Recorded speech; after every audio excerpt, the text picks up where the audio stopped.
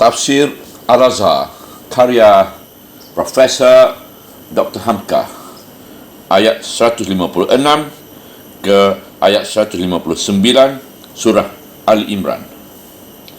Bismillahirrahmanirrahim. Ya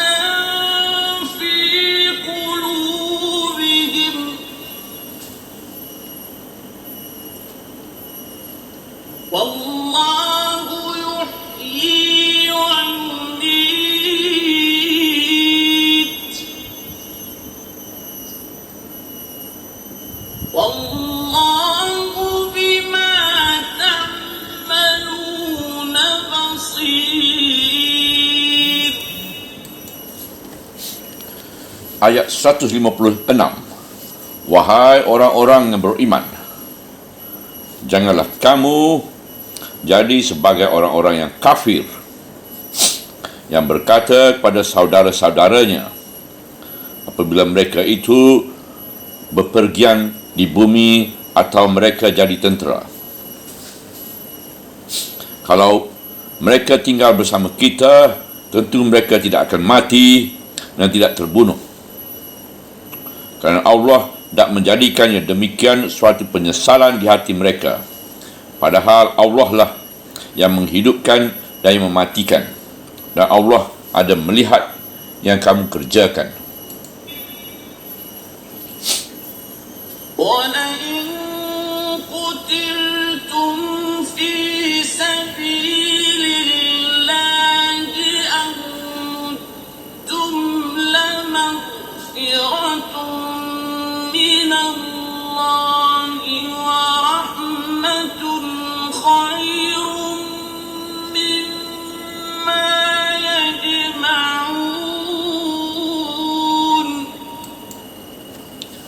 Ayat 157.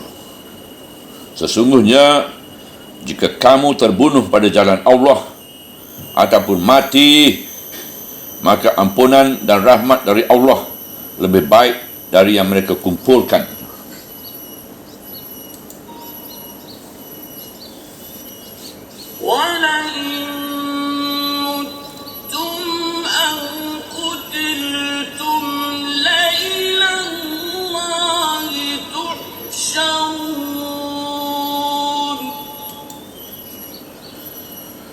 Ayat 158. Dan sesungguhnya jika kamu mati ataupun terbunuh, kepada Allah lah kamu akan dikumpulkan.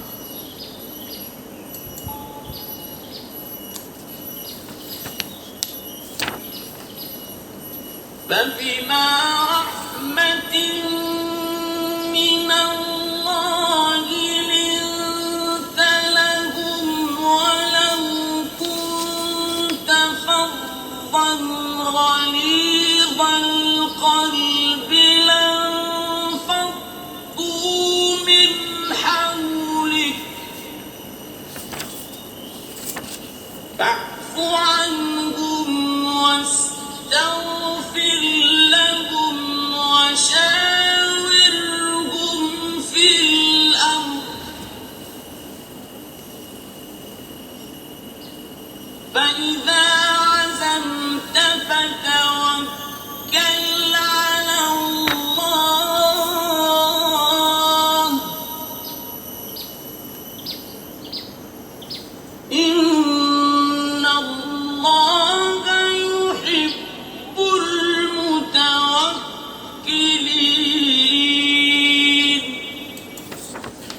Ayat 159.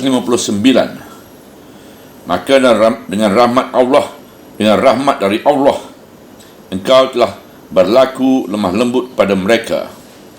Kerana sekiranya engkau bertindak kasar, berkeras hati, nescaya berserak-seraklah mereka dari kelilingmu.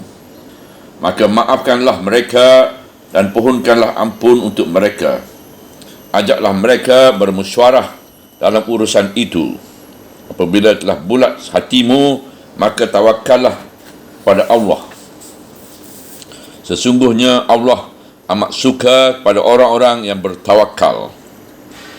يا أيها الذين آمنوا لا تكونوا كالذين كفروا وقالوا لإخوانهم إذا ضربوا في الأرض أو كانوا غزا لو كانوا عندنا ما ماتوا وما قتلوا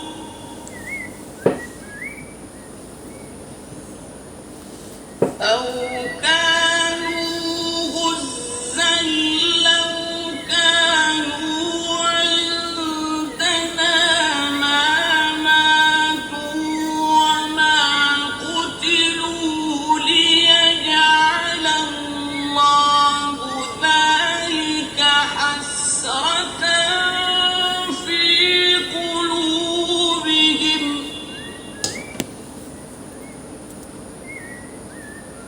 والله يحيي ويميت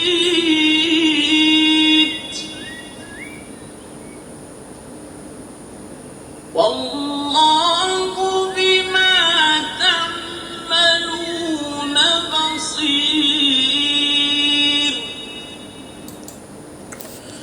Ayat 160. Jika Allah hendak menolongmu, maka tidak siapa pun dapat mengalahkan kamu. Dan jika Dia hendak mengalahkan kamu, siapakah lagi yang akan menolongmu sesudah Dia? Dan kepada Allah lah hendaknya bertawakal orang-orang yang beriman. Jangan menyesali ajal. Wahai orang-orang yang beriman, janganlah kamu jadi sebagai orang-orang yang kafir yang berkata kepada saudara-saudaranya apabila mereka bepergian di bumi atau mereka jadi tentera, kalau mereka tinggal bersama kita, tentu mereka tidak mati atau tidak terbunuh. Pangkal ayat 156. Telah kita ketahui bahawa arti kufur ialah tidak mau menerima kenyataan kebenaran walaupun orangnya masih mengakui Muslim. Maka adalah orang-orang lemah iman mengucapkan kata yang hanya patut keluar dari mulut orang kafir atau munafik. Setelah mereka melihat kenyataan bahawa dalam peperangan Uhud itu banyak orang yang tewas, ataupun dalam kejadian yang lain, misalnya ada orang yang mati dalam perantauan, dalam bepergian meninggalkan kampung halamannya sendiri, entah pergi berniaga atau pergi berperang, maka si lemah iman itu berkata, coba kalau dia tidak pergi meninggalkan kampung halaman, atau coba kalau mereka tidak pergi ke medan perang, tentu mereka tidak akan mati atau tidak akan terbunuh. Perkataan seperti ini bukanlah kata yang patut keluar dari mulut mukmin sejati. Orang mukmin mesti mempunyai pegangan yang teguh tentang ajal. Sebagaimana disebutkan pada ayat 145 di atas, orang tidak akan mati kalau tidak dengan izin Allah, dan ketentuan mati sudah tertulis, tidak akan berubah lagi. Kalau mati sudah terjadi, baik di dalam perjalanan ataupun di medan perang ataupun di mana saja, pastilah itu membaca ajal yang telah tertulis. Tidak boleh orang berkata, cuba dia tidak merantau dan tetap saja di kampung, tentu tidak mati. Atau cuba dia tidak pergi berperang, tetap saja dengan kita, tentu dia tidak akan terbunuh. Kata-kata seperti ini adalah kata-kata yang mengandung kufur, tidak matang kepercayaan pada Allah. Sebab itu dalam sambungan ayat Tuhan berfirman, kerana Allah nak menjadikan yang demikian suatu penyesalan di hati mereka atas suatu keluhan akibat iman yang kurang itu. Sebab hal yang demikian akan selalu menjadi keluhan mereka dan menjadi penyakit. Sebab pertahanan iman tidak ada. Padahal Allah lah yang menghidupkan dan yang mematikan, bukan manusia. Bukan kerana pergi merantau atau berperang, dan bukan kerana tinggal di rumah. Datang kehendak Allah supaya manusia hidup, hiduplah dia di dunia ini, mau tidak mau. Datang kehendak Allah mesti mati, matilah dia. Entah di medan perang, entah dalam pelayaran, entah di rumahnya sendiri, di kasur yang empuk. Mensesali kerana ada teman sahabat atau keluarga mati dalam perantauan atau mati dalam peperangan adalah kerana melupakan mutlaknya hak Allah atas hambanya. Hal yang sangat terlarang bagi Muslim. Dan Allah ada melihat yang kamu kerjakan. Hujung ayat 156. Sebab Allah selalu melihat apa yang kita kerjakan. Hendaklah kita mati dalam husnul khatimah, iaitu dalam penutupan yang baik. Mati di kampung halaman, mati dalam perantauan, ataupun mati di medan perang, hendaklah diisi dengan perbuatan yang diredai Tuhan, yang timbul dari niat yang tulus dan ikhlas. Malahan mati terbunuh di medan perang, asal niatnya benar-benar jihad fi sabilillah, menjadilah matinya mati syahid. Bahkan mati dalam perantauan, jauh dari family, tetapi dalam beriman pun mendapat mati syahid juga. Sebagai juga perempuan mati bungkus, iaitu sedang mengandung. Dan kalau mati sudah datang, tidak ada lagi yang patut disesali. Sesungguhnya jika kami terbunuh pada jalan Allah ataupun mati, pangkal ayat 157, iaitu mujahidin yang mati dalam pertempuran di medan perang itu, atau mati bukan dalam pertempuran melainkan mati dalam perantauan, atau mati bungkus, iaitu perempuan mati mengandung, atau mati dalam suatu kecelakaan pesawat terbang misalnya, maka ampunan dan rahmat dari Allah lebih baik dari yang mereka kumpulkan. Hujung ayat 157. Ayat ini mengandung hasungan kepada mukmin agar berusaha hingga mati. Mereka berharga. Ayat ini mengandung hasungan kepada mukmin agar berusaha hingga mati mereka berharga. Jangan mati koyol saja. Hendaklah hidup mempunyai tujuan, dan tujuan itu ialah yang bermanfaat untuk mencapai keredaan Tuhan serta berkhidmat pada sesama manusia. Berjuanglah mencapai tujuan itu dan redalah mati untuk itu.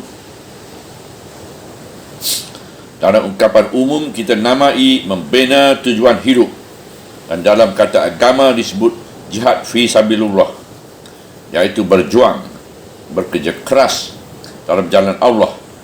Jalan Allah ialah kebenaran. Berperang adalah satu macam saja dari jalan-jalan Allah. Seorang guru sekolah dasar mengajar murid-murid di kampung yang jauh sampai anak-anak itu menjadi orang pandai, sampai jaya dalam gelangan hidup. Sedang guru itu masih tetap tinggal di kampung itu bertahun-tahun meneruskan tugasnya. Itulah salah satu macam sabilillah. Dan jika dia mati dalam perkarangan tugas itu, dia pun mendapat ampunan Tuhan atas kesalahannya. Maklum, dia hanya manusia. Dan dia pun mendapat rahmat. Jasanya dihargai Tuhan dan dihargai masyarakat. Periksailah diri sendiri. apa kesanggupan yang ada. Gunakanlah kesanggupan itu untuk jihad fi sabilillah atau untuk membina tujuan hidup. Nilai hidup ditentukan oleh tujuannya. Maka hidup yang seperti ini jauh lebih baik dari yang mereka kumpulkan, iaitu mereka yang tujuan hidupnya hanya semata-mata mengumpulkan harta.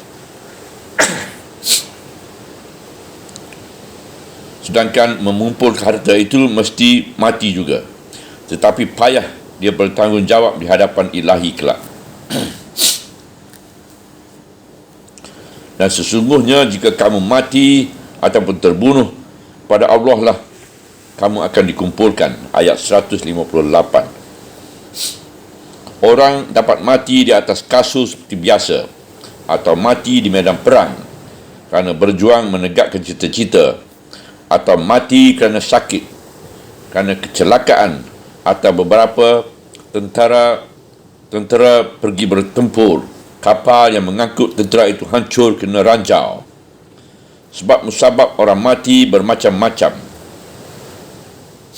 Tetapi putusnya nyawa hanya satu. Baik bangkai yang rosak, yang dirobek-robek orang sebagai bangkai Saidina Hamzah, atau bangkai orang sakit tua. Kalau sudah bangkai, ya tetap bangkai. Bangkai akan kembali ke tanah sebab asalnya dari tanah. Maka nyawa pun kembali ke tempat yang ditentukan Tuhan. Dan kelak semua itu, bangkai dan nyawa dipertautkan kembali dan berkumpul di hadapan mahkamah Tuhan. Di sanalah diperhitungkan ke mana kamu tujukan hidup ini. Tujuan hidup itulah yang menentukan nilai hidup, bukan berapa lama hidup yang terpakai. Seperti dalam syair Iqbal, umur bukan hitungan tahun, hidup bukan bilangan masa. Sehari hidup singa dirimba, 1000 tahun hitungan domba. Singa dirimba hanya sekali hidup dan sekali mati, tetapi domba berkali-kali mati dalam hidup sebab selalu takut akan mati diterkam singa. Hari sehari bagi kehidupan singa dirasakan oleh domba sebagai 1000 tahun, kerana setiap saat tidak merasa aman dalam hidup. Inilah yang dikatakan mati ketakutan. Inilah kesan tentang nilai hidup, dikorek dari penafsiran ayat yang pada mulanya terjadi kerana banyak yang mati dalam peperangan Uhud, tetapi akhirnya untuk menjadi pengajaran bagi segenap Muslim mukmin pengikut Nabi. Berilah olehmu sendiri harga hidupmu. Kemudian datanglah tuntutan Tuhan kepada Rasulnya Muhammad SAW tentang cara memimpin umat. Sebab umat itu tidaklah sama matangnya, tidaklah sama sebagai Imam Abu Bakar dan Umar. Ada manusia yang lemah, yang makanan hardik ataupun makanan bujuk. Maka dengan rahmat dari Allah, engkau telah berlaku lemah lembut kepada mereka. Pangkal ayat 159. Dalam ayat ini bertemulah pujian yang tinggi dari Tuhan terhadap Rasulnya kerana sikapnya yang lemah lembut, tidak lekas marah pada umatnya yang tengah dituntun dan dididikkannya iman mereka lebih sempurna. Sudah demikian kesalahan beberapa orang yang meninggalkan tugasnya kerana loba akan harta itu. Namun Rasulullah tidaklah terus marah-marah saja, melainkan dengan jiwa besar mereka dipimpin. Dalam ayat ini Tuhan menegaskan sebagai pujian pada Rasul bahawasanya sikap yang lemah lembut itu ialah kerana di dalam dirinya telah dimasukkan oleh Tuhan rahmatnya. Rasa rahmat, belas kasihan, cinta kasih itu telah ditanamkan Tuhan ke dalam diri beliau, sehingga rahmat itu pula lah yang mempengaruhi sikap beliau dalam memimpin.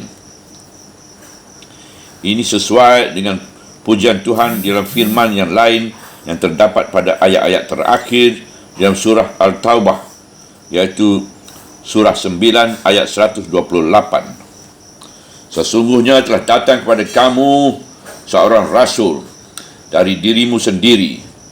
Berat baginya apa yang kamu susahkan. Sangatlah inginnya akan kebaikan untuk kamu dan terhadap orang-orang yang beriman. Sangatlah beliau pengasih lagi penyayang. At-Taubah 128. Di hujung ayat ini, Tuhan memberikan sanjungan tertinggi kepada Rasulnya. Diberi dua gelar, Rauf dan Rahim, yang bererti sangat pengasih, penyantun dan penghibur serta sangat penyayang. Kedua nama Rauf dan Rahim itu adalah sifat-sifat Tuhan, asma Tuhan, termasuk dalam Al-Asma'ul Husna yang 99 banyaknya. Rahmat Allah yang telah diguligakan kepada dirinya telah beliau laksanakan dengan baik sehingga telah menjadi sikap hidup dan perangainya, sehingga Tuhan sendiri memberinya gelar dengan asma Tuhan. Di sinilah bertemu apa yang kerap kali dianjurkan oleh ahli tasawuf, iaitu supaya manusia berusaha membuat dirinya meniru sifat-sifat Allah yang patut ditiru. Maka dalam ayat yang tengah kita tafsirkan ini, bertemulah kita kata-kata Tuhan memuji nabinya dengan halus penuh hormat, bahawasanya sikap lemah lembut beliau terhadap umat yang bebal itu lain tidak ialah kerana rahmat Allah yang telah menjelma dalam dirinya, rahmat Allah yang telah jadi sifat rahim. Di pangkal ayat 128 surah Al-Taubah itu bertemu pula kalimat min anfusikum yang bererti bahawa Rasul itu bukanlah orang lain bagi kamu. Dia adalah dirimu atau laksana dirimu. Bagi bangsa Arab yang didatangi beliau bukan orang lain, malahan belahan diri mereka. Bagi orang Quraisy, beliau adalah saudara-saudara. Bagi orang Ansar, dia adalah anak khal, sebab ibu Abdullah, nenek Nabi SAW berasal dari Bani Najjar. Dan bagi kita umat manusia seluruhnya, dia pun keturunan Adam, sama dengan kita, bukan malaikat yang diutus dari langit dan bukan bangsa jin. Sebab itulah maka beliau mengenal rasa sakit senang kita dan terdapat al-musyarakatil wijdaniyah, iaitu kesamaan rasa dengan kita. Kalau terdapat kelemahan, beliau tahu sebab-sebab kelemahan itu, lalu beliau tuntun kepada iman yang lebih kuat. Kalau hari itu bodoh, moga-moga tidak akan bodoh lagi setelah banyak pengalaman dan suka pula berguru. Dengan sanjungan Tuhan yang demikian tinggi kepada Rasulnya, kerana sikap lemah lembutnya itu, berertilah bahawa Tuhan senang sekali jika sikap itu diteruskan. Dengan itu, Tuhan telah memberi petunjuk tentang ilmu memimpin. Sebab itu, selanjutnya Tuhan berfirman, kerana sekiranya engkau bertindak kasar, berkeras hati, nescaya berserak-seraklah mereka dari kelilingmu. Pemimpin yang kasar dan berkeras hati atau kaku sikapnya akan seganlah orang menghampiri. Orang akan menjauhi satu demi satu sehingga dia akan menggantung asap sendirian. Kalau orang telah lari, janganlah orang itu disalahkan, melainkan selidikkanlah cacat pada diri sendiri. Kepada beberapa antara kita, umat Muhammad yang diberi pula tugas oleh Allah untuk mewarisi Nabi, melanjutkan pimpinan beliau, dengan ayat ini diberi pula lah tuntutan bahawasanya seorang pemimpin yang selalu hanya bersikap kasar dan berkeras hati tidaklah akan jaya dalam memimpin. Kerana seorang pemimpin wajib tegas mempertahankan pendirian sebagaimana yang telah dilakukan oleh Rasulullah SAW sehabis menandatangani perdamaian Hudaibiyah. Dengan keras dan tegas beliau memerintah Ali menuliskan apa yang beliau diktekan, dan dengan keras pula beliau memerintah supaya umatnya mencukur rambut, memotong dam dan menanggalkan pakaian ihram kerana tidak jadi naik haji tahun itu. Maka sikap tegas dalam saat demikian jauh bedanya dengan lemah lembut terhadap beberapa orang yang bersalah di perang Uhud. Sudah nyata bahawa pada saat sebagai terjadi di perang Uhud itu, beliau mendidik yang bodoh dan belum berpengalaman supaya lebih mengerti, dan kejadian demikian jangan sampai berulang lagi. Tetapi sikap tegas beliau di Hudaybiyah adalah sikap pemimpin yang 100% merasa bertanggungjawab, dan kepada orang-orang sebagai Umar dan Ali yang kelihatan kecewa sebab dorongan perasaan, sentimen tidak jadi naik haji pada tahun itu, beliau wajib menunjukkan sikap tegas. Sebab orang-orang yang meninggalkan beliau di perang Uhud, kemudian belum sampai beberapa bulan, Umar sendiri meminta maaf kepada Rasul kerana telah dilihatnya betapa unggulnya Rasul dan jauh pandangannya. Sebab orang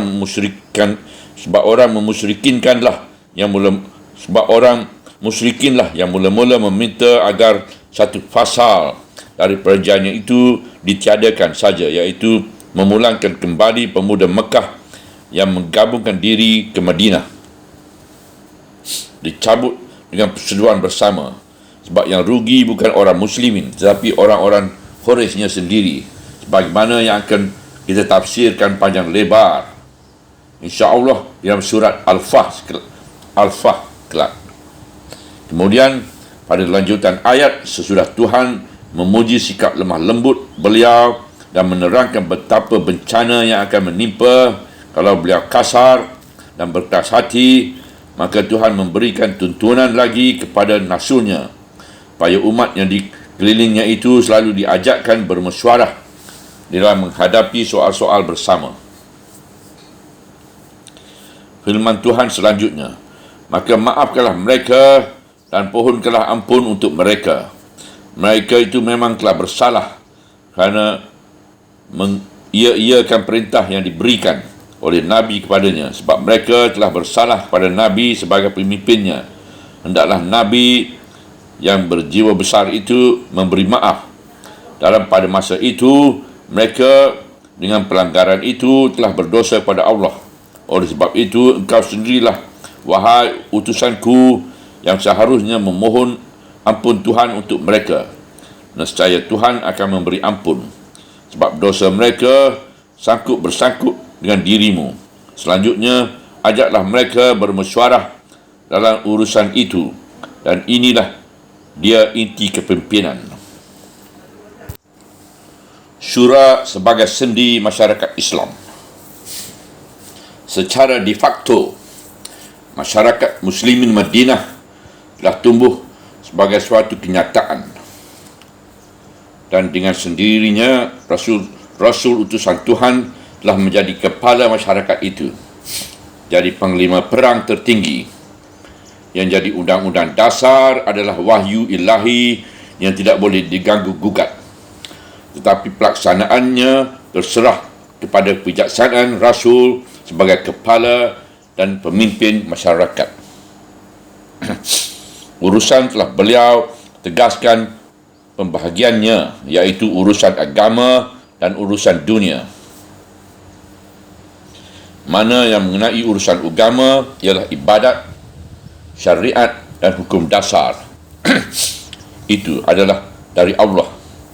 Muhammad memimpin dan semua wajib tunduk.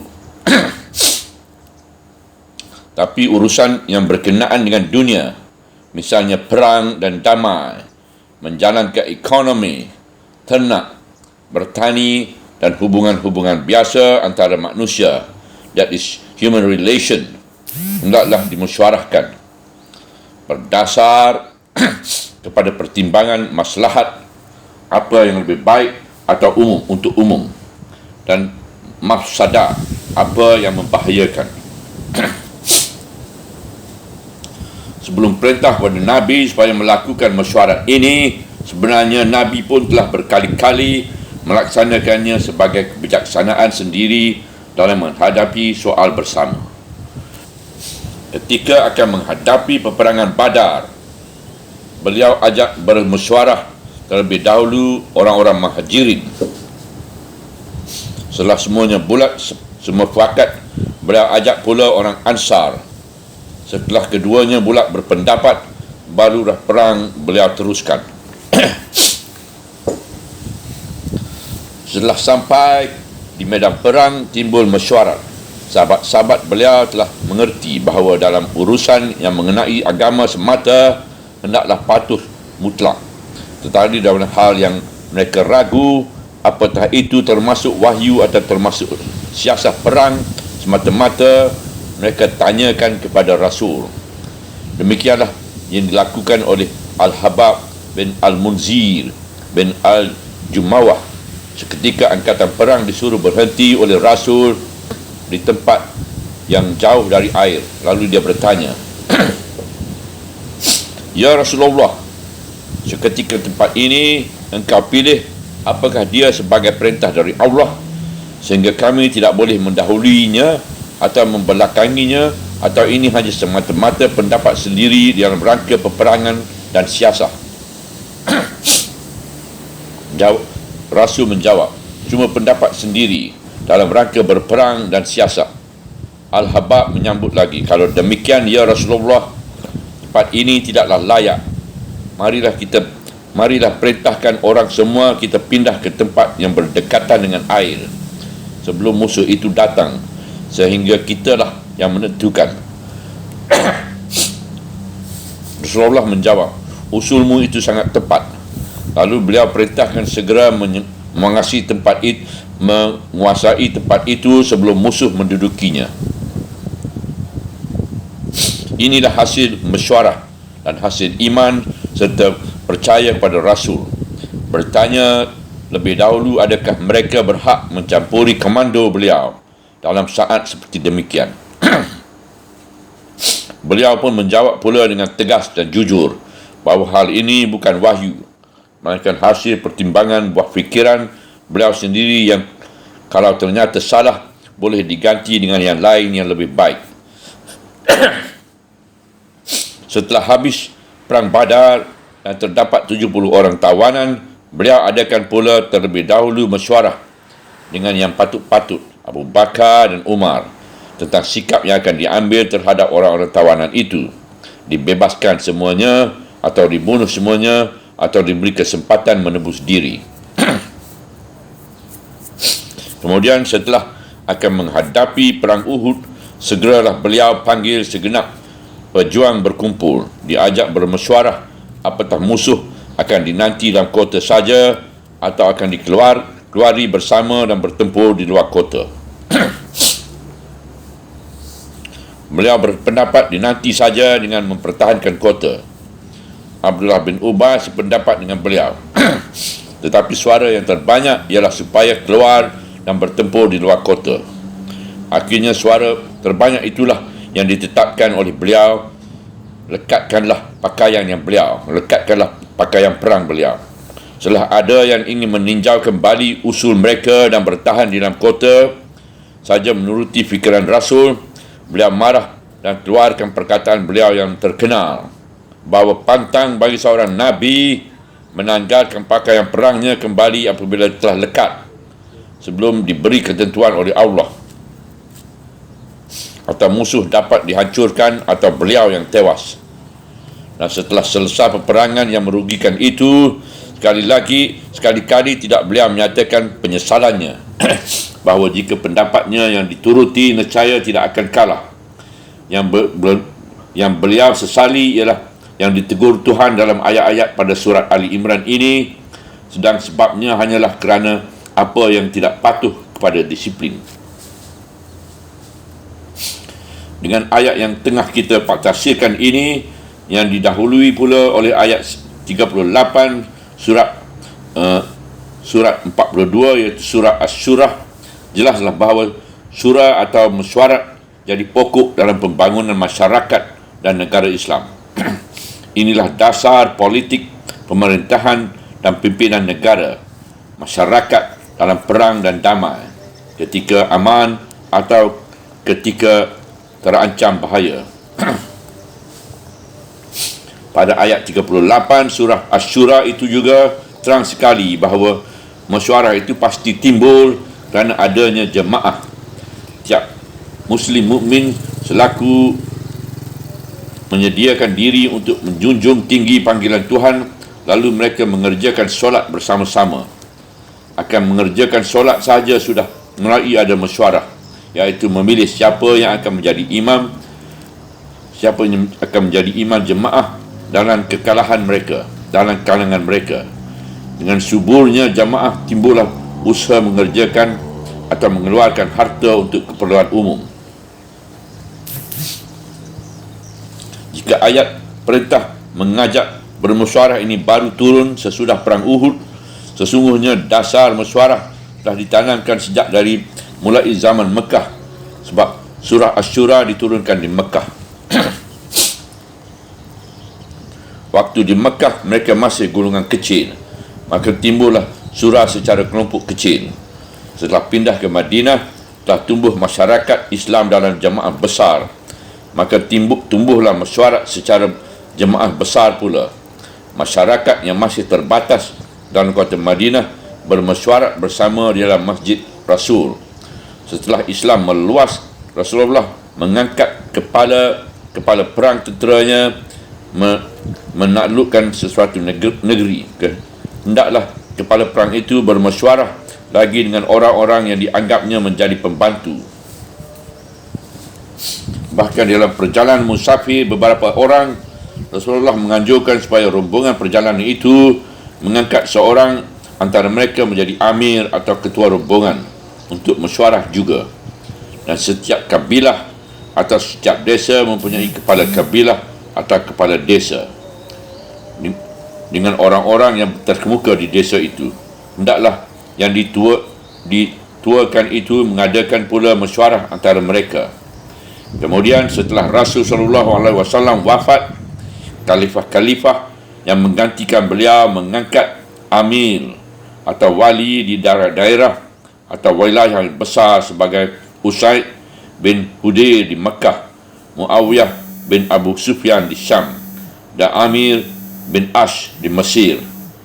Mereka pun diwajibkan selalu menghidupkan sistem aturan bermesyuarah itu. Pertumbuhan syura Islam ini hampir sama jugalah dengan pertumbuhan demokrasi pada kota-kota Yunani purbakala. Demokrasi sudah ada sejak semula, tapi kota mempunyai demokrasi sendiri dan semua orang berhak menghadiri pertemuan serta mengeluarkan pendapat. Kemudian demokrasi itu pun boleh berkembang menurut perkembangan zaman dari tempat, ruang dan masa. Rasulullah SAW tidaklah meninggalkan wasiat politik yang terperinci tentang teknik cara bagaimana menyusun surah itu, kerana ilham ilahi telah turun pada beliau sewaktu beliau menggali parit pertahanan, iaitu dalam perang Khandaq, untuk menangkis serangan sekutu Al-Ahzab ke atas kota Madinah, iaitu ketika beliau memukulkan linggisnya ke batu, terpancarlah api, lalu beliau mengucapkan Allahu Akbar. Sahabat-sahabat mengucap Allahu Akbar pula, demikian berturut-turut sampai 3 kali. Lalu beliau menceritakan kepada mereka bahawa seketika pukulan linggis pertama terbayanglah atas Istana Putih di Yaman, pada pukulan kedua terbayang Baitul Maqdis, dan pada pukulan ketiga terbayanglah dinding tembok kota Konstantinopel. Semuanya alamat bahawa peninggalan beliau, agama dan umat ini akan mengaliri segenap pelosok dunia. Maka terserahlah bagaimana hendaknya teknik melancarkan surah itu menurut keadaan tempat dan keadaan zaman. Tidaklah Rasulullah mengikat kita dengan suatu cara yang sudah nyata, tidak akan sesuai lagi dengan zaman yang selalu berkembang. Dalam hal ini dapatlah dipakai ijtihad bagaimana caranya. Bolehlah diadakan mesyuarah bagaimana hendaknya bermesyuarah dan memungut suara serta mengambil keputusan yang di dalam bahasa sekarang dalam prosedur sidang. Untuk bahan pertimbangan, dapatlah kita lihat bahawa Rasulullah SAW dalam mengadakan syura itu memakai menteri-menteri utama, iaitu Abu Bakar dan Umar, dan menteri utama tingkat kedua iaitu Osman dan Ali. Kemudian ada menteri yang berenam iaitu Sa'ad bin Abu Waqqas, Abu Ubaidah, Zubair bin Awam, Talhah bin Ubadillah, Abdurrahman bin Auf dan Abdurrahman bin Auf dan Sa'id bin Al-Ash, serta terdapat pula orang yang dianggap menteri ahli mesyuarah dari kalangan Ansar sebagai Sa'ad bin Ubadah, Sa'ad bin Mu'iz dan Ka'ab bin Malik dan sebagainya. Apakah zaman sekarang ini kita akan mengadakan pemilihan umum dan majlis permusyawaratan rakyat? Apakah kita akan mengadakan Dewan Perwakilan Rakyat? Apakah kita akan mengadakan Dewan Pertimbangan Agung? Apakah kita akan mengadakan Dewan Senat? Apakah sebagai pelaksana tetap eksekutif kita akan mengadakan Dewan Menteri atau Kabinet? Atau apakah semuanya ini akan kita rombak dan dicarikan nama yang baru? Bukankah itu yang jadi soal? Bukankah itu yang jadi soal? Bukankah itu yang jadi soal? Dan Al-Quran atau hadis tidaklah mencampuri hal ini secara mendalam dan terperinci. Yang penting ialah adanya pokok pegangan, iaitu dalam masyarakat mesti selalu ada surah.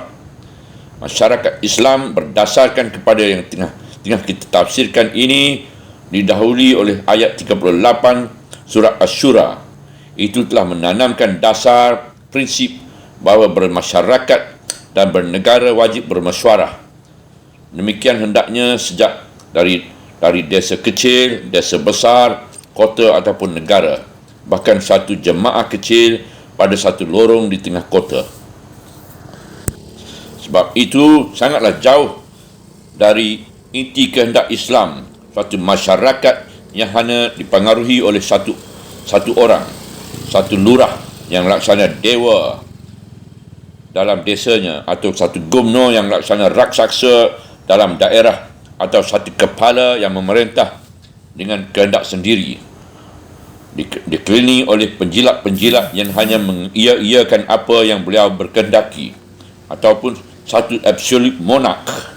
Oleh sebab itu, sebahagian besar ahli tarikh Islam sejak zaman dahulu sampai sekarang menyalahkan Muawiyah yang membekukan syurah Islam untuk kepentingan dirinya sendiri untuk mendirikan dinasti keturunan Umayyah.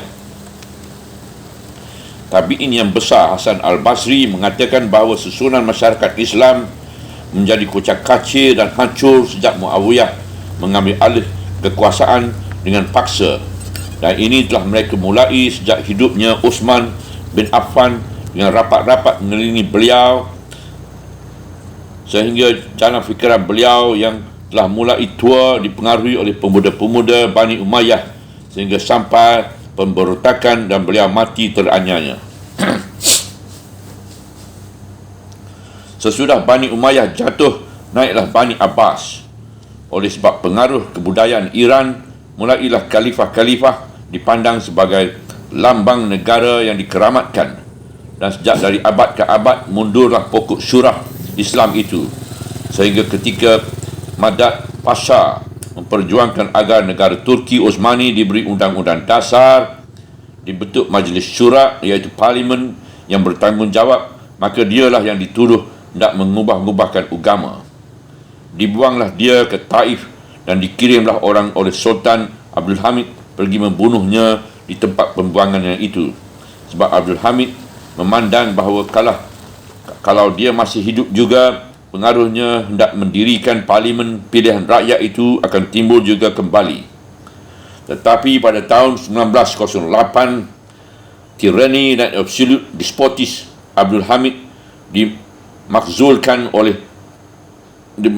orang juga dari singgasana sebab orang ingin pemerintahan yang berdasarkan syura. Dapatlah kita catat sebagai suatu sejarah yang nyata bahawasanya pelopor yang mengajak kaum muslimin kembali kepada syura itu ialah ulama besar Syed Jamaluddin Al-Afghani dan muridnya yang terkenal Syekh Muhammad Abduh. Untuk itu, kedua beliau telah banyak memberikan pengorbanan. Sekarang kita lanjutkan terusan ayat. Apabila telah bulat hatimu, maka tawakallah kepada Allah. Sesungguhnya Allah amat suka kepada orang-orang yang bertawakal. Ujung ayat 159. Perhatikanlah kembali dalam ayat ini, Allah memerintahkan Rasul SAW supaya mengajak orang-orang itu bermesyuarah. Wasyarihum fil amri. Di sini jelas bahawa beliau adalah pemimpin. Kepadanya datang perintah supaya mengambil prakarsa, mengadakan mesyuarat itu. Setelah semua pertimbangan beliau dengarkan dan pertukaran fikiran tentang mudarat dan manfaat sesudah selesai, nescaya beliau sudah mempunyai pertimbangan dan penilaian. Setelah itu baru beliau mengambil keputusan. Suasana yang demikianlah yang di dalam bahasa Arab dan dalam ayat ini dinamakan azam, yang kita artikan bulat hati, sebab ya atau tidak. Sebab keputusan terakhir itulah yang menentukan, dan itulah tanggungjawab pemimpin. Pemimpin yang ragu-ragu mengambil keputusan adalah pemimpin yang gagal. Di sinilah Rasulullah diberi pimpinan bahawa kalau hati telah bulat, azam telah padat, hendaklah ambil keputusan dan bertawakallah kepada Allah.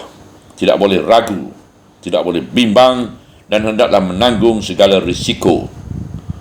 Serta untuk lebih menguatkan hati yang telah berazam itu hendaklah bertawakal kepada Allah. Artinya bahawa perhitungan kita sebagai manusia sudah cukup, dan kita pun percaya bahawa di atas kekuatan dan ilmu manusia itu ada lagi kekuasaan tertinggi, lagi mutlak dari Tuhan. Dialah yang sebenarnya menentukan. Pada saat demikian, pemimpin memutuskan dan ahli syura semuanya patuh dan tunduk. Ayat ini diamalkan oleh Rasul sebelum diturunkannya. Di sini bertemu lagi kemuliaan Rasul di sisi Tuhan. Beliau bermesyuarah terlebih dahulu apakah musuh akan dinanti dengan bertahan dalam kota atau dinanti di luar kota. Beliau sendiri berpendapat bertahan dalam kota atau dinanti. Tetapi beliau kalah suara. Beliau tunduk pada suara terbanyak sebab beliau yakin bahawa semangat pemuda-pemuda itu, meskipun pendapat mereka tidak sama dengan pendapat Rasul, jauh lebih dapat dipercaya daripada semangat Abdullah bin Ubay, meskipun Abdullah bin Ubay sependapat dengan beliau. Maka datang rintangan pertama, iaitu pemuda-pemuda tadi banyak yang menyesal kerana tidak menuruti pendapat Rasul, sedang beliau telah memakai pakaian perangnya. Di sini beliau menunjukkan kemarahan kerana sikap ragu-ragu pemuda-pemuda itu dalam menjunjung tinggi keputusan. Kemudian datang pula rintangan kedua, iaitu Abdullah bin Ubay dengan 300 orang pengikutnya mundur di tengah perjalanan. Namun beliau berjalan terus dengan membawa 700 orang yang setia. Sebab beliau percaya bahawa yang 700 itu adalah orang-orang yang suka sehidup semati dengan beliau.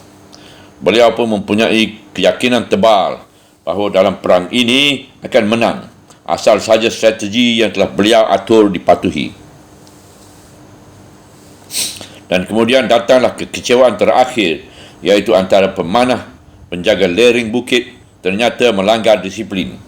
Mereka tinggalkan pos mereka, tetapi dengan gagah perkasanya bersama-sama dengan tentera yang masih setia, beliau dapat memperbaiki keadaan. Sehingga meskipun mulanya kaum Quraisy hampir satu bangsa, hampir saja bangga, tapi kemenangan pulang dengan tidak puas hati. Beliau dapat membangunkan kembali disiplin dengan jiwanya yang besar dan sikapnya yang lemah lembut. Sehingga sehari selepas sampai di Madinah dari Uhud yang kecewa itu, segenap angkatan perang Islam yang turut dalam perang Uhud beliau kerahkan berangkat mengejar tentera Quraisy yang pulang itu, meskipun jumlah yang dikejar jauh lebih besar, sebab angkatan perang Islam telah berkurang 70 orang. Bahkan yang melanggar disiplin di lereng Bukit Uhud itu pun dibawa serta. Inti semuanya ini adalah dalam rangka selalu bertawakal kepada Allah setelah timbul kebulatan hati dan keputusan diambil. Apabila langkah telah diambil, pantangkan bermata ke belakang, pantangkan berbalik surut dan serahkan diri kepada Tuhan. Semua hal kita perhitungkan, tetapi dengan tawakal kita selalu ingat bahawa ada hal-hal yang terletak di luar perhitungan kita. Maka orang-orang yang tetap bertawakal itu akan selalu dikasihi Tuhan, iaitu tidaklah dia akan merasa kehilangan akal jika ada sesuatu yang mengecewakan, dan sekali-kali tidak pula dia akan bersombong dari seketika apa yang direncanakan itu sesuai dengan taufik Allah. Dan dengan sebab tawakal pula, maka hati akan selalu terbuka untuk memperbaiki mana yang kurang, menyempurnakan mana yang belum sempurna untuk zaman yang akan datang. Dalam susunan pengajian ilmu tasawuf, tawakal itu selalu mesti diiringi dengan syukur dan sabar. Syukur jika apa yang dikehendaki tercapai, sabar jika hasil yang didapati masih mengecewakan, dan ikhlas menyerahkan diri kepada Allah sehingga hidayatnya selalu turun dan kita tidak kehilangan akal. Ini dijelaskan lagi oleh ayat selanjutnya. Jika Allah hendak menolongmu, maka tidak sesiapa pun dapat mengalahkan kamu. Pangkal ayat 160. Kepada kita sudah diajarkan bahawa yang Maha Kuasa atas seluruh alam ini adalah Allah. Dia yang menguasai dan sebenar merajai langit dan bumi, laut dan darat, bahkan sampai kepada sungai-sungai yang mengalir. Kadang-kadang medan perang itu sendiri, letak bukit dan sungainya, hutan rimbanya dan sawah-sawahnya. Dengan tidak hasil usaha, kita telah disediakan Allah untuk menolong kita. Itu sebabnya dalam perang dipentingkan benar menyelidik medan. Kadang-kadang musim hujan, musim panas dan seumpamanya itu turut menentukan kalah dan menangnya perang. Oleh sebab itu, maka komandan wajib di samping mempelajari medan perang, mempelajari pula keadaan cuaca. Kalau Allah memberikan ilham pada pimpinan dapat menilai medan dan cuaca itu saja, dialah yang akan lebih tahu bahawa medan dan cuaca itu, iaitu pemberian Allah semata-mata, dapat jadi alat untuk menang. Dan kerana saat demikian, siapakah yang akan dapat mengalahkan kita? Maka datang lagi lanjutan ayat. Dan jika dia hendak mengalahkan kamu, siapakah lagi yang dapat menolongmu sesudah dia? Manusia wajib mempersiapkan segala alat yang ada padanya, baik dalam suasana perang ataupun dalam suasana damai. Musuh-musuh pun akan bersedia pula. Tapi kalau Allah nak mengalahkan, pasti akan terjadinya hal-hal yang di luar perhitungan manusia, dan tidak ada suatu kekuatan yang dapat menyetopkan hal ini. Napoleon menyerang Rusia dengan tentera besar, hampir 1 juta orang, itu 800,000 orang. Tapi dia telah pulang ke Perancis dengan kekalahan yang sangat besar juga, sampai tenteranya hancur lebur, tinggal 25,000 orang saja yang pulang. Apa sebab? Di Rusia dia dihancurkan oleh musim dingin, oleh salji yang tebal, dan dia kecewa kerana segala rencana gagal belaka. Dia yakin pada mulanya bahawa Moskow akan dapat direbutnya dengan utuh, tetapi tentera Rusia terus mundur ke pedalaman dengan terlebih dahulu mengadakan bumi hangus. Setelah masuk ke Moskow, ternyata kotanya telah dibakar oleh Rusia sendiri, dan tidak didapatinya jeneral yang akan menyerah. Sedang menunggu-nunggu musim dingin telah datang. Dengan kecewa pulanglah dia. Di tengah perjalanan gugurlah tenteranya 1,000 demi 1,000 kerana kedegingan dan kekurangan makanan. Makanan yang akan diambil di perjalanan tidak ada lagi sebab telah dibakar oleh orang Rusia. Kekalahan Napoleon di medan perang Waterloo menghadapi General Wellington ialah kerana dalam penyerbuannya pada musuh yang paling hebat di bawah pimpinan Marshal Ney, mereka tidak ingat akan adanya sebuah ngarai. Kuda-kuda yang kencang larinya dikerahkan laksana kencangnya angin menyerbu musuh. Rupanya semua tentera itu handam karam bertindih ke dalam jurang yang besar. Kekalahan Hitler menyerang Rusia pun sama dengan kekalahan Napoleon.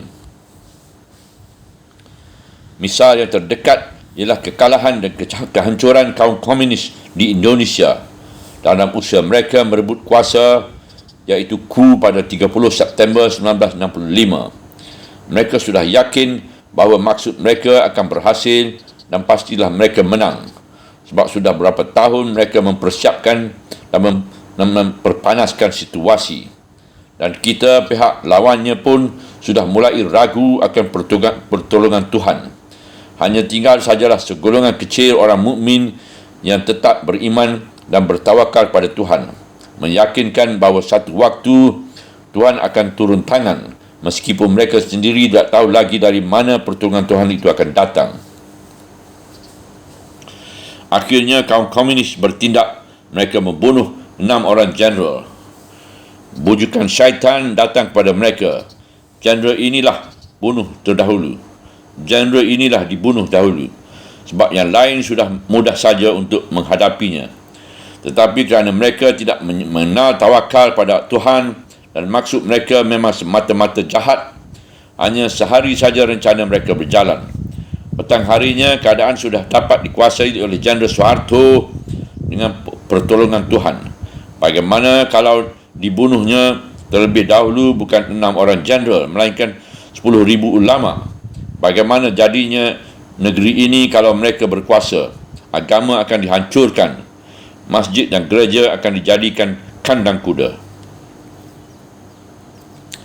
Maka meluaplah kemarahan rakyat, sebab kepala negara yang diharapkan akan mengutuk mereka malahan membela mereka.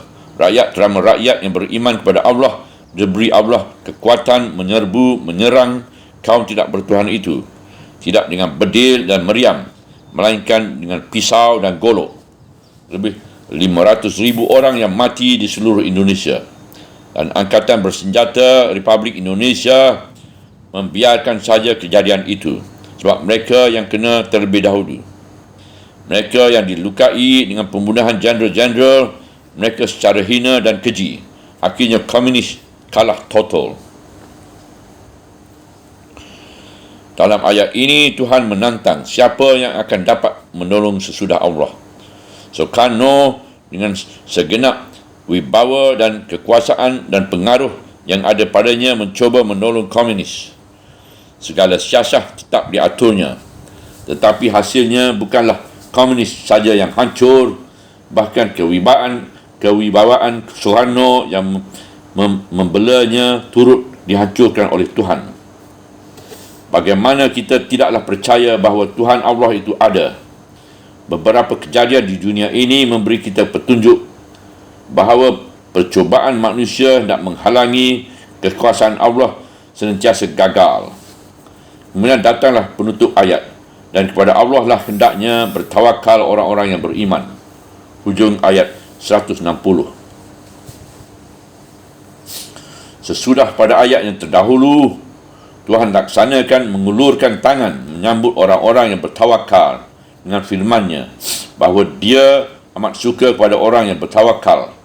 Maka ujung ayat ini adalah anjuran kepada orang yang beriman agar mereka segera menyambut tangan ini. Sebagaimana telah kita ketahui, bertawakal artinya ialah berserah diri. Tawakal adalah akibat yang wajar dari iman. Tidak mungkin ada orang yang mengaku beriman yang tidak bertawakal kepada Tuhan. Berserah diri lain artinya dengan berdiam diri. Bertawakal hendaklah disertai dengan ikhtiar. Bertawakal hendaklah disertai dengan ikhtiar.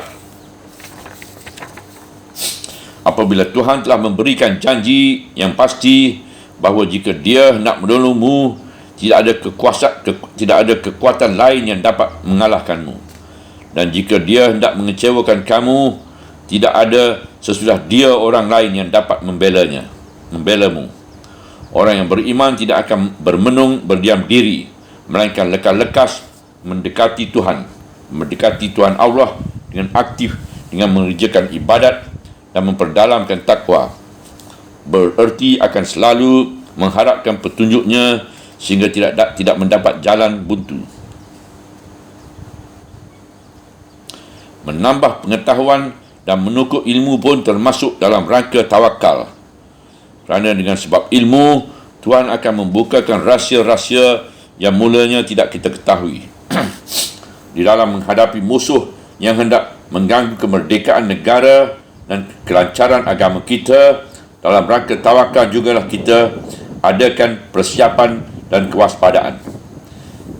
Jika kita jalankan perintah Tuhan yang tersebut dalam surah 8, surah Al-A'raf ayat 60, yang memerintahkan agar kita mengadakan persiapan perang untuk menghadapi musuh yang hendak menyerang dengan sepenuh tenaga yang ada pada kita. Sampai dalam ayat itu juga ditegaskan menyuruh membentuk cavalry, iaitu pasukan berkuda, supaya musuh jangan lancang menyerang kita. Bahkan mereka merasa takut, itu pun termasuk tawakal. Jika kita mempunyai kandang ayam, lalu kita kuncikan pintu kandang itu baik-baik sejak hari supaya dia jangan dicuri musang dalam malam hari, itu pun adalah dalam rangka tawakal. Sebaliknya, jika kita tidak mengadakan persiapan atau kandang ayam tidak dikunci sehingga musuh menyerbu atau musang menangkap ayam, tidaklah itu bernama tawakal pada Tuhan, melainkan lalai atau alpa melaksanakan perintah Tuhan. Sebab itu dapatlah difahamkan bahawasanya orang yang beriman itu ialah yang berusaha sekuat tenaga melaksanakan apa yang diperintahkan Tuhan, menumpahkan kesanggupan yang ada padanya dan melaksanakan menurut yang dibimbing dan dipimpin Tuhan. Lalu dia pun sedar bahawa dia manusia, bahawa kuasa dan kekuatan yang lebih tinggi adalah pada Tuhan. Dengan tawakal kita membuat satu rencana. Misalnya satu pemerintahan membuka persawahan. Memperbaiki pendalaman padi, menyediakan pupuk dan memperhitungkan musim hujan dan menjaga erosi tanah, kerana mengharap moga-moga hasil pada tahun itu naik daripada tahun-tahun yang lain. Alangkah indahnya jika segala rencana itu diberi patri dengan tawakal. Kerana di atas segala rencana kita itu ada satu kemungkinan yang di luar batas kekuasaan kita. Misalnya musim panas terlebih lama dari biasa atau musim hujan. Jika musim panas terlalu lama, padi yang semula akan tumbuh subur hangus kerana panas.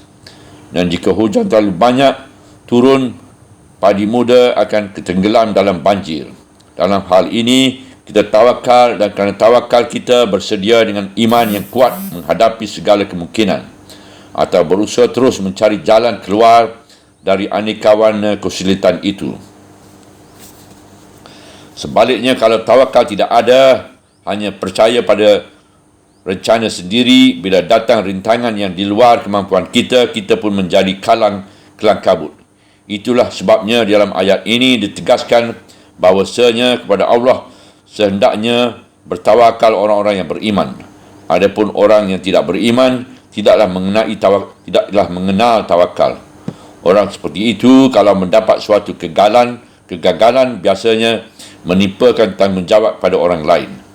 Subhanallah walhamdulillah wala ilaha illallah wallahu akbar wala hawla wala quwata illa billahil aliyyil azim wala hawla wala quwata illa billahil aliyyil azim wala hawla wala quwata illa billahil aliyyil azim.